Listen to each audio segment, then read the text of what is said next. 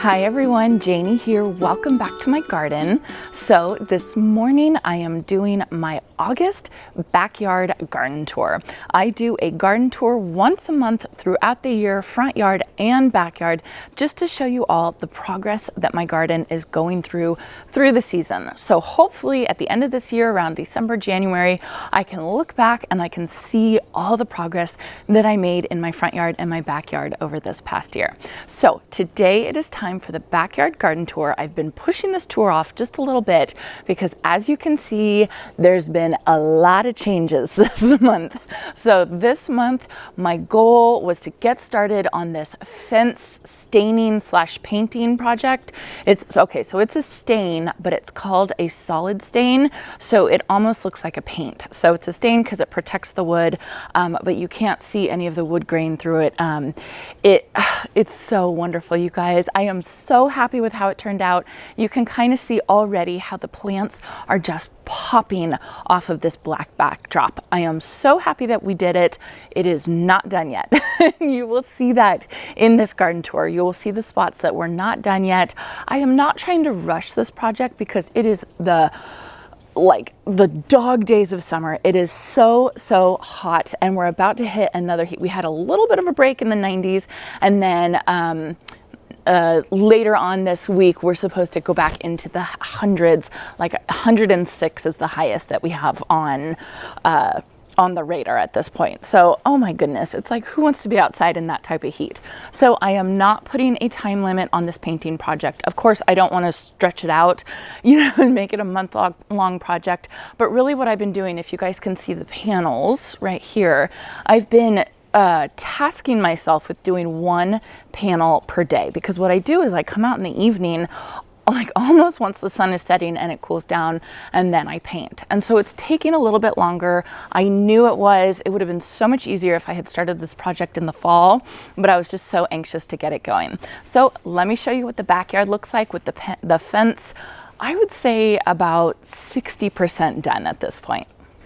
All right, so we might as well get started over here. I usually don't start over here in my garden tours, but I feel like this is the best place to start because I think that the biggest change has happened kind of with this vista right here. This whole area, this is a north-facing fence, and we look out our south-facing back of the house onto this fence. And I just have to say that painting the fence the slate color has just made this whole area pop. You can see my honeysuckle is looking so good, and then having the limelight hydrangeas with the black backdrop, or I should say slate backdrop behind it, it is just so incredibly beautiful and I love it. I am so happy with this. I can't even tell you all how happy I am. So this looks fantastic. I am propagating some lamium so that I can plant some lamium underneath these limelight hydrangeas, just because, it's kind of messy under there and the birds drop their seeds, and then we get these little grass weeds here, and I often have to come in here and deal with the weeds. So I think that having a ground cover of lamium will be really beautiful. I just noticed, look at this. It's getting some fall color. Oh my goodness. So I say, oh my goodness, because lots of times we don't get fall color on our limelights. I literally just noticed this. Isn't that beautiful? Oh, how exciting. I love limelight hydrangeas, you guys. Look at how beautiful. Seriously, these have never turned a fall color pink for me. They've never done that. Oh, that's so fantastic. What a nice find. So this limelight hydrangea is always a little bit behind. Oh, they have pink too. Oh, it's so funny because I've been working here like this whole past week, and I must have just not paid attention at all to this. Oh, that is so beautiful. Okay, sorry you guys. Moving on. My limelights are looking gorgeous. Then I have these trio of pots right here that I'm so happy with. So I have my two topiaries. This is a Texas privet. This is a juniper spiral. Underneath here, I have my SUPERTUNIA Blue Skies. Underneath the privet, I have my SUPERTUNIA Vista Whiteout. And then I also have my SUPERTUNIA Royal Velvet. And then in this pot right here, I have my SUPERBENA Sparkling Amethyst. Last month, I cut both of these pots back with the SUPERTUNIA and they flushed back out. And I have to be honest, they really flushed out in about 2 weeks. I had blooms coming back and they looked absolutely beautiful, but I didn't film a follow-up to cutting back the annuals video until exactly a month after. I just filmed that video yesterday. When you cut your annuals back, you want to do that as kind of like a rejuvenation prune, because otherwise they get really long and they get really leggy. You don't need to do it, absolutely not. But I think when I have pots like this, I kind of like it when it's not absolutely taking over the pot. So I'm really happy I did that, and I think it looks beautiful. And this SUPERTUNIA Blue Skies, if you all need an annual for kind of a little shadier area, I know that sounds weird. I wouldn't say full shade, but I would say part sun to part shade. Try out the SUPERTUNIA Blue Skies because it just pops in the shade, and I have this in more sun in the front yard, and I don't like how it looks in the sun. It kind of gets a washed out kind of whitish look in the full sun. And so a little bit of part shade, this SUPERTUNIA is just perfect for it. So if you ever have a problem area like that, try the SUPERTUNIA Blue Skies. Actually, I feel like that would be really pretty under the Limelight hydrangeas. That's something to think about. I'll remember that. Okay, so this whole area, this was kind of a happy accident, I would say. So this is white vinca. It's, you know, a couple of them have died when I put it in. This is kind of a really weird watering area because it does get the overspray from the lawn. You can kind of see. Can you see how far the overspray goes? And then it's very compacted clay soil. So you know, I'm asking these plants to handle a lot here, and some of them are doing really, really good. Like these have like doubled or tripled in size already, but you can see those have died and those are struggling right there. So these are left over from my gated garden bed project I did earlier this month. I just had some extra ones that I didn't need, so I just put them here. This is variegated Solomon seal. I found this in Reading when I went to visit my mom like a month or two ago, and I have been wanting to try Solomon seal in my garden. It's not looking the best right now, simply because we were painting and I feel like I trampled all over it. So let's not look too closely, but I'm really excited to see how it looks in the spring and to see if I can get any of those beautiful little buds on it. I think that they're so pretty and I would love to have that in my garden. Because this is a north facing fence, it really gets no sun that close to the fence. There is sun here. You can see there's a little, it's early morning, so there's a little sliver of sun, but right up close to that fence right there, there's really no sun. So I think that Solomon seal will be really happy there. This right here is a beach ball Pittosporum that is looking gorgeous. I am really happy with this plant. I think I need more of them, honestly. I think it's just a really pretty green shrub, you know, giving some structure to the area. And then right here, this is my Agapanthus.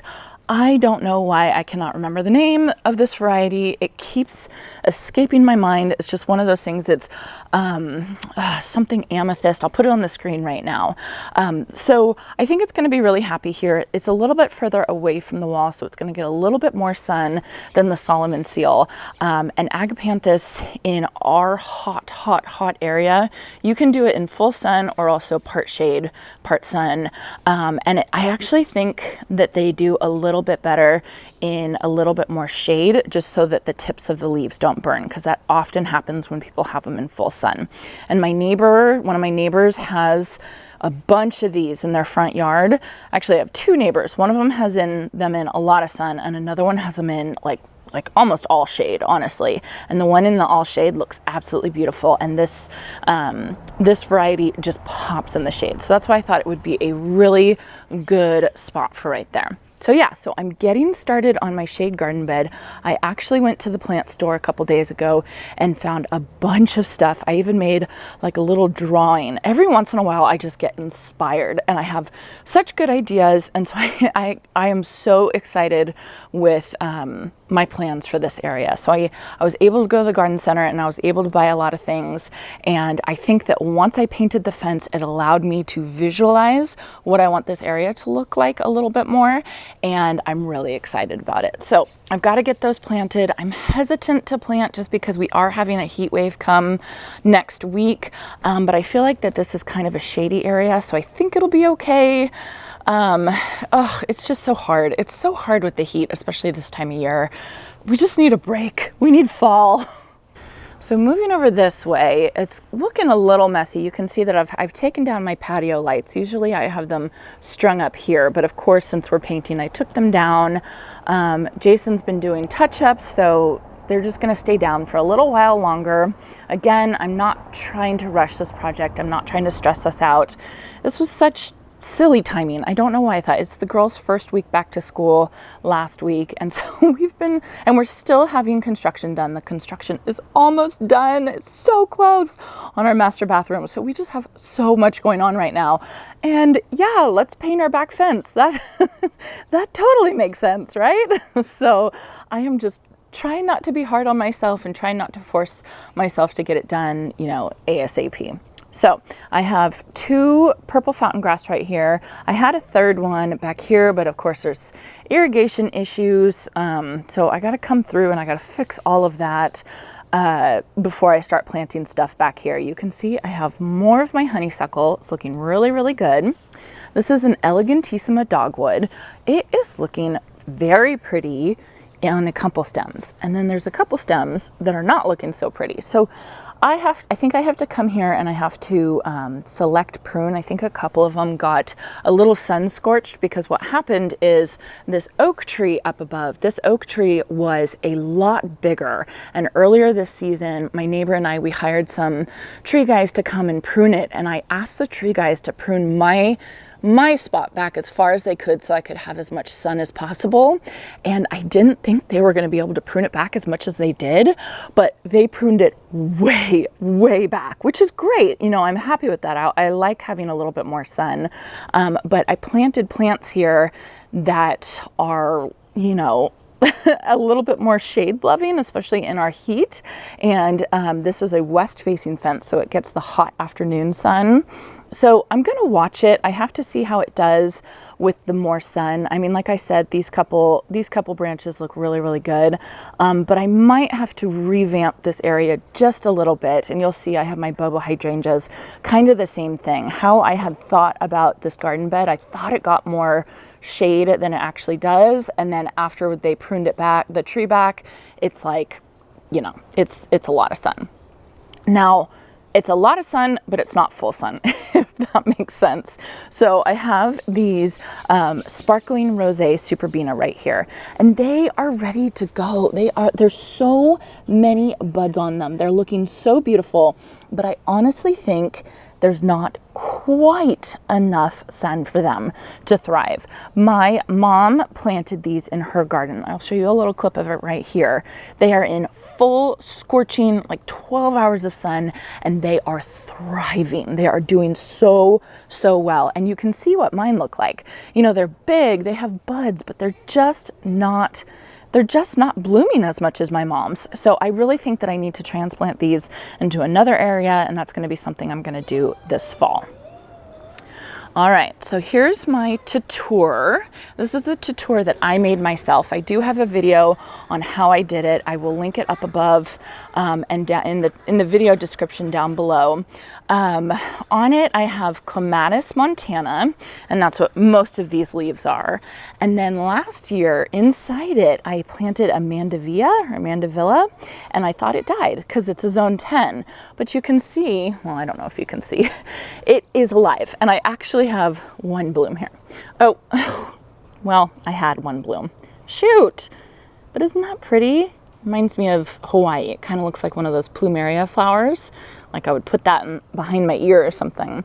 So it's doing okay. Again, it needs more sun. It needs more sun. So this whole garden bed is like more sun, less sun.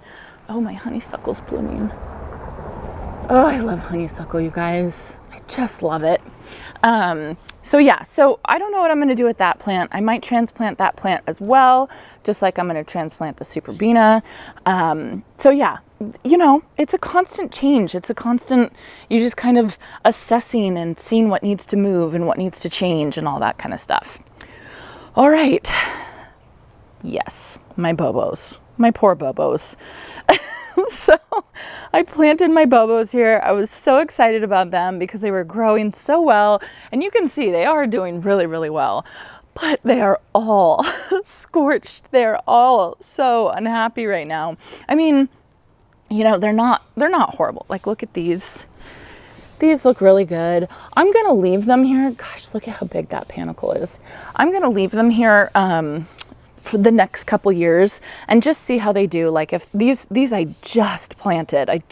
These are their first year, and I'm going to see how, once their root system develops, if they do get any better with taking up water. Because this area gets a ton of water. It has water, it holds water, and then it also has the overspray from the lawn. So it's not a watering issue, it's a sun issue, and it's the hot afternoon sun issue.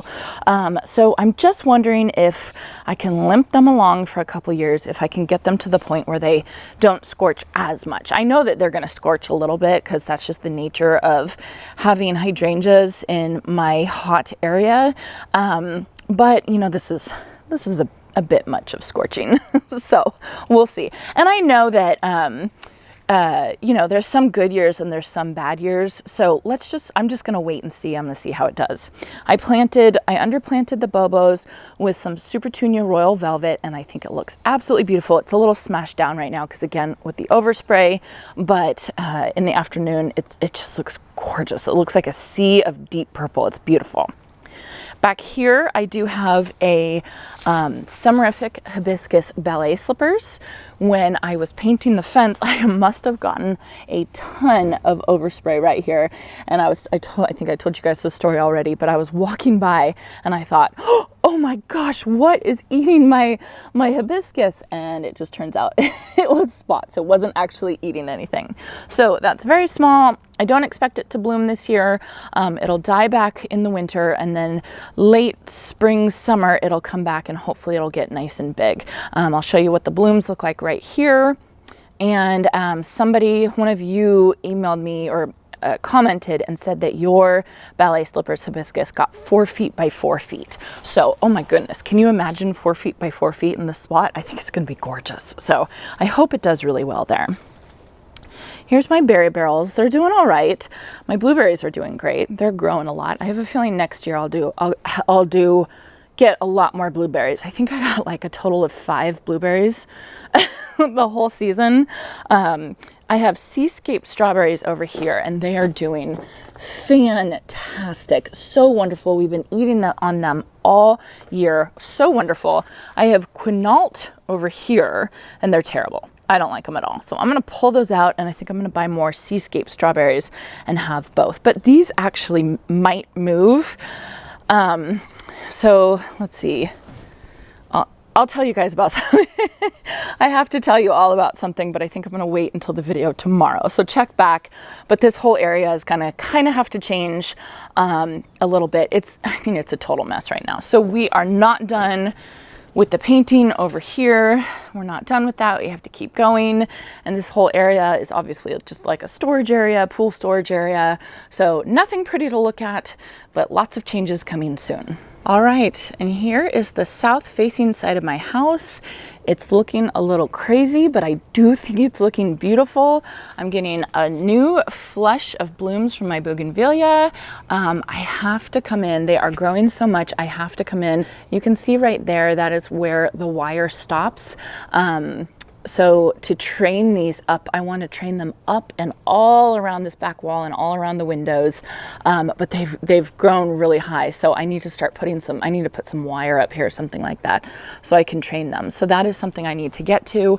But you all can imagine this is a south facing side of the house with a pretty light gray colored house it gets so hot here in the afternoons. I don't want to be anywhere near here just because it's so hot. If I'm here, I'm there, honestly, in the pool.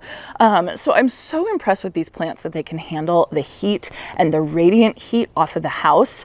You know, the bougainvillea are doing beautiful. The Blew My Mind evolvulus is doing fantastic, even though it's kind of getting shrouded by the bougainvillea and the SUPERTUNIA mini VISTA pink star. Here is AUGUSTA lavender heliotrope that's honestly, it's getting taken over. It's getting taken over by the Suncredible sunflowers that look so pretty. So this one didn't keep up with this whole pot, but that's okay. Let's see, doesn't that look good? Oh, it looks so pretty. So I think it was 2 months ago, I cut all these back. I mean, all of them to about that big, and now they've flushed back up. So speaking again about cutting back annuals, you know, just do it, because if I hadn't have done it, the Suncredible sunflowers would probably be lying on the sidewalk at this point. So it looks really good. I'm super happy with it. I love the SUPERTUNIA mini VISTA pink star. That's a mouthful. I love it. I think it's so, so pretty. And look at this bougainvillea. Oh, I love it. And you know it's happy because, okay, so the pink parts are just the bracts. They're not actually flowers. The flowers are these white things, these tiny little nothing white things right here. And you know that your bougainvillea is happy if they have those. Now, speaking of not happy, more aphids. Can you guys see that? I am dealing with aphids have been so bad for me this year. I don't know. Let me know if you all are having the same issue, but it's like on clockwork. Like get aphids, get aphids, get aphids. And I don't want to spray. I don't want to use anything. I've just been using water to kind of hose them off, or I come here with gloves on and I smash them. Ugh, I'm just so frustrated though. There's so many of them. Very annoying, but look how pretty. So gorgeous. Okay. Hummingbird break, perfect timing. So right underneath the hummingbird feeder, that is a new, beautiful, gorgeous addition to my kitchen garden. Isn't that beautiful? So this is the Juliet fountain from Campagna International. I have been trying to get a hold of this fountain for probably a year now, I would say.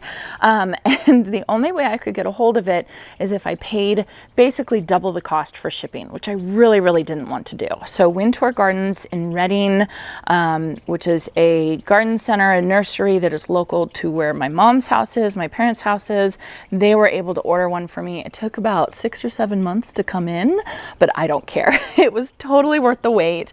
I just put it in about a week and a half ago, and we have been enjoying it so much. So right in here is our living room where we sit on the couch, you know, watch television, read, and talk, and you can actually hear the sound inside, and I just love it. I have not seen any birds here yet. I'm just kind of waiting, you know, we'll see. I'm sure that they're going to come soon. I just have to be patient, but I just love the addition to my kitchen garden. So my kitchen garden is just this small little like half moon kind of area, and it is a keyhole. I do have this wattle fence around here that I'm loving. I'm totally going to leave it. I think I'm going to come in and I'm going to add a couple more layers so it's a little bit taller, but I think it's working out really, really well. Right here, this is my BESTO basil that is coming into its own right now. It is loving our heat. Of course, basil loves the heat, but I can't stay on top of it. I mean, I am picking it and just tossing it because I can't keep up with it.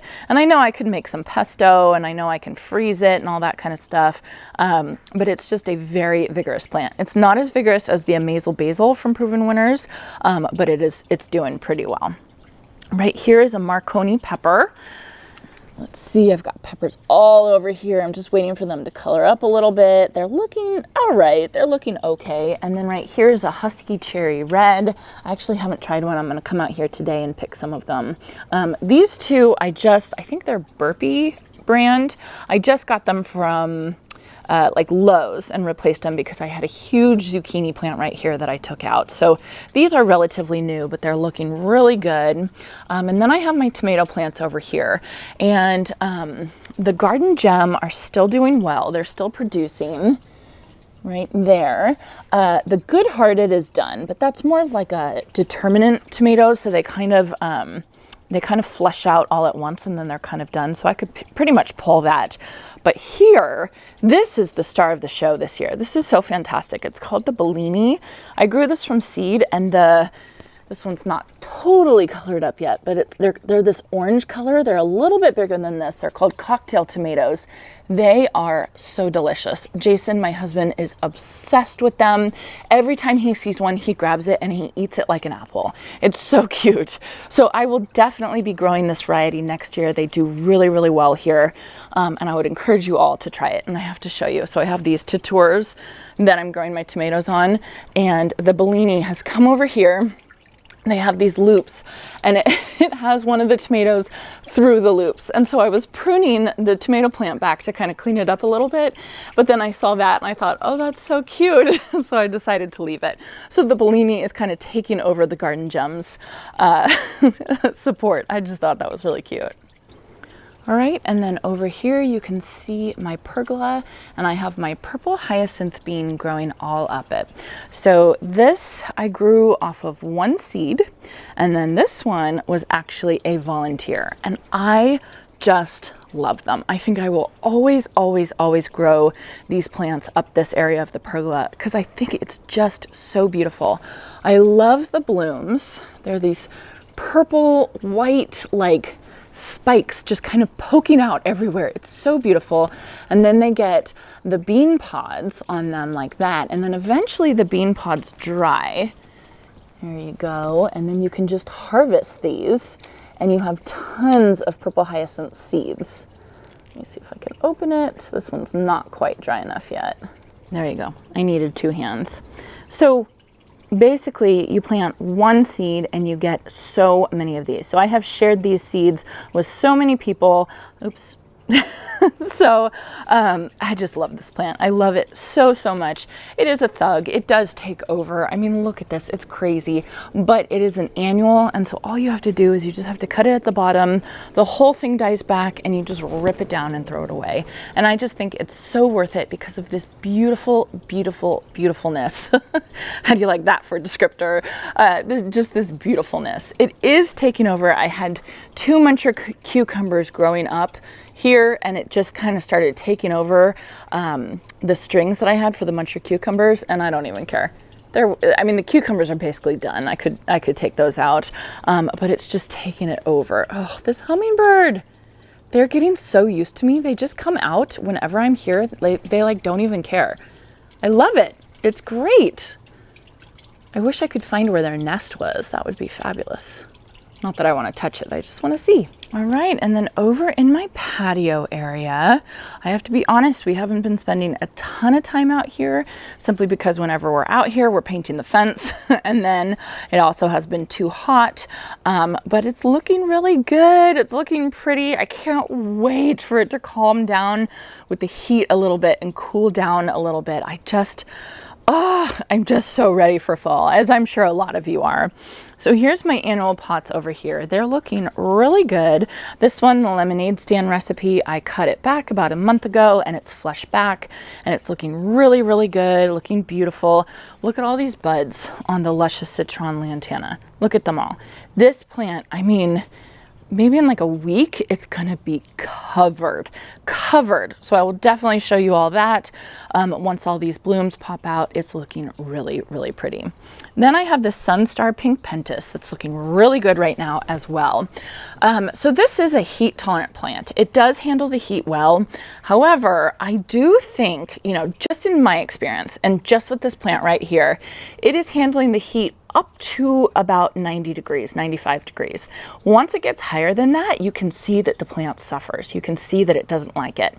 And now we are really, really dry. We don't have humidity. So I'm talking about dry heat. I don't know how it would act in moist heat like in the south or anything like that. But when we have really, really hot spells, like 100 and above, you can see that it struggles. But then in the past week, it's been in the 90s, you know, 95, 90. And it is just, it's like woken back up and it looks beautiful and there's buds all over the place. So, you know, you can imagine that if like your hottest time is only in the 90s, or maybe even if it's a little bit more humid, or maybe even if I just put it in a tiny bit more shade, it would be fantastic. So hopefully I can get my hands on this plant next year and I can try it somewhere else. I kind of wanted to try it in my, crepe myrtle garden bed in the front yard and put it on the west side where it gets the hot afternoon sun. I have a feeling that spot, this plant would really, really like it. And then back here, I have my Jamesburtenia Safari Sky. This plant has been just consistent all season long. I mean, that's the best thing I could say about it. It's just been so consistent. There's always blooms. They always look perfect. It's very like airy and ethereal and,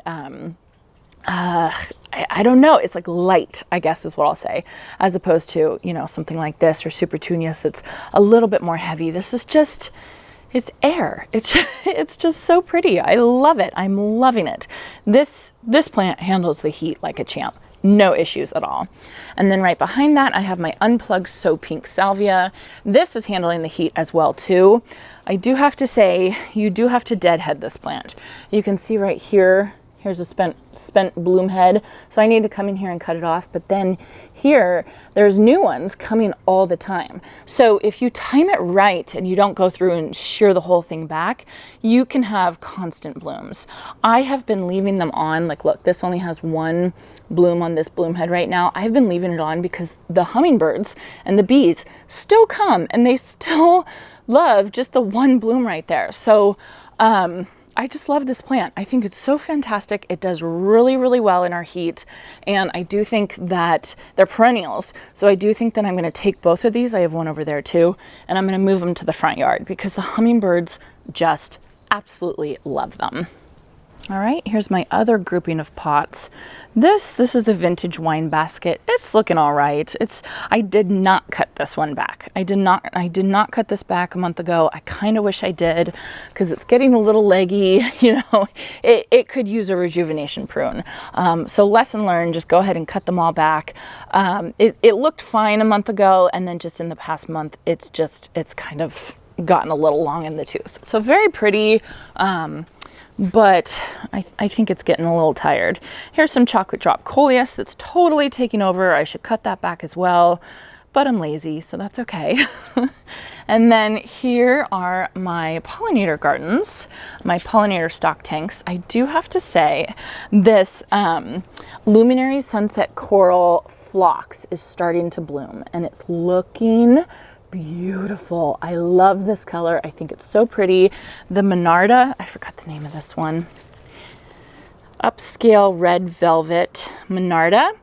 These are new plants for next year. Walter's Gardens sent me these to try them out. And I think that they would have done a little bit better in a more shade. Again, our sun is it's just intense. It's so intense. Look, even our echinacea struggles. I was talking to my mom who was talking to some master gardeners up in the Reading area, and they say, you know, even echinacea, a totally drought tolerant plant, needs lots and lots of water in our area just because we're so hot.